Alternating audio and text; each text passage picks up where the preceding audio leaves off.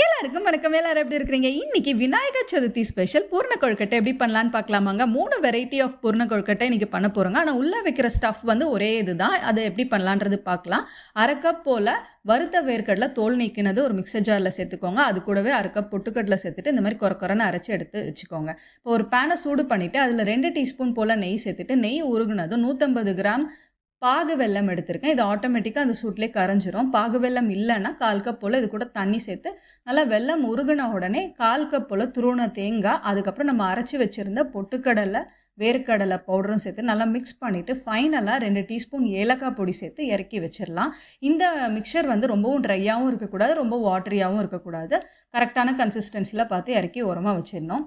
இப்போ ஃபஸ்ட்டு வந்து அரிசி மாவில் பண்ணுற அவுட்டர் லேயரை நான் இப்போ பண்ணிகிட்ருக்கேங்க. பச்சரிசி மாவு இல்லை கொழுக்கட்டை மாவு 1 கப்பு போட்டுட்டு அது கூடவே கொஞ்சம் ஒரு பிஞ்ச் உப்பு, 1 டீஸ்பூன் உருக்குன நெய் இல்லைனா வந்து எண்ணெய் சேர்த்துட்டு நல்லா மிக்ஸ் பண்ணிவிட்டு கொதிக்கிற தண்ணி 1 கப்பு போல் எடுத்து கொஞ்சம் கொஞ்சமாக சேர்த்து அது சூடு ஆறின உடனே கை பொறுக்கிற சூடு வந்த உடனே நல்லா சாஃப்டாக பிசைஞ்சு எடுத்து ஓரமாக வச்சிடலாம். இப்போ அதே போல் 1/2 கப்பு ராகி மாவு எடுத்துகிட்டு அது கூட உப்பு, கொஞ்சம் எண்ணெய் இல்லை நெய் சேர்த்துட்டு அதையும் மிக்ஸ் பண்ணிவிட்டு அதே மாதிரி 1/2 கப்பு சுடு தண்ணி, நல்லா கொதிக்கிற தண்ணி வேணுங்க. ஏன்னா அரிசி மாவை விட ராகி மாவு வந்து கொஞ்சம் பச்சை வாசனை வரும். அதனால் நல்லா கொதிக்கிற தண்ணியை ஊற்றிட்டு அது கை பொறுக்கிற சூடு வந்தோடனே இந்த மாதிரி சாஃப்டாக பிசைஞ்சு எடுத்து வச்சுக்கலாம். 3வது நான் இன்றைக்கி சங்குப்பூ இடியப்பம் மாவு தான் எடுத்திருக்கேன். இதில் தான் சங்குப்பூ கொழுக்கட்டை பண்ண போகிறேன்.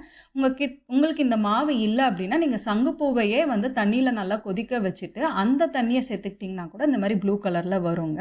இப்போ 3 மாவும் நம்ம ரெடி பண்ணியாச்சு. இந்த கொழுக்கட்டை அச்சில் தான் நான் இன்றைக்கி கொழுக்கட்டை பண்ண போகிறேன். ரவுண்டாக வந்து நம்ம மாவை எடுத்துட்டு உள்ளே இந்த மாதிரி ஹோல் மாதிரி செய்யணுங்க. அதே மாதிரி உங்கள் அவுட்டர் லேயர் ரொம்பவும் திக்காகவும் இருக்கக்கூடாது, தின்னாக வந்து இருக்கிற மாதிரி பார்த்துக்கோங்க. உங்கள் அச்சில் நெய்யே இல்லைன்னா எண்ணெயை தடவிட்டு அதுக்கப்புறம் மாவை உள்ளே வச்சுட்டு இந்த மாதிரி ஹோல் மாதிரி வச்சுட்டு நடுவில் வந்து நிறைய பூரணம் வச்சு பேஸை வந்து சீல் பண்ணிவிடுங்க. அவ்வளோதான், நம்ம கொழுக்கட்டை அச்சு வச்சு நல்லா மாவை பிடிச்சி எடுத்தாச்சுங்க. இப்போ இதை வந்து ஸ்டீமரில் நான் வைக்க போகிறேன். தண்ணி ஊற்றி கொதிக்க வச்சுருக்கேன். நல்லா கொதித்து வந்த உடனே இந்த கொழுக்கட்டையை வச்சு ஒரு 10லேருந்து 15 நிமிஷம், அதுக்கு மேலே வச்சிங்கன்னா ஹார்ட் ஆகிடும். இது கொஞ்சம் டிஃப்ரெண்ட்டாக இருக்கட்டும்னு 3 மாவுலேயுமே இந்த கொழுக்கட்டை பிடிச்சி பண்ணியிருக்கேங்க. இன்றைக்கி இந்த கொழுக்கட்டை இந்த 3 வெரைட்டிஸில் நான் பண்ணியிருக்கேன். இதே மாதிரி உங்கள் வீட்டில் நீங்களும் பண்ணி பார்த்துட்டு எப்படி இருக்குன்னு சொல்லுங்கள். ரொம்பவே நல்லாயிருக்கும். தேங்க்ஸ் ஃபார் வாட்சிங் மை வீடியோ. இன்னொரு vlogல பார்க்கலாம்.